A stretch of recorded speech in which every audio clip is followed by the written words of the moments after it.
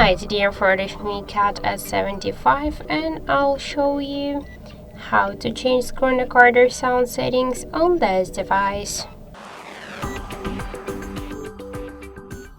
So first we should open the control panel and now we should find here screen record icon.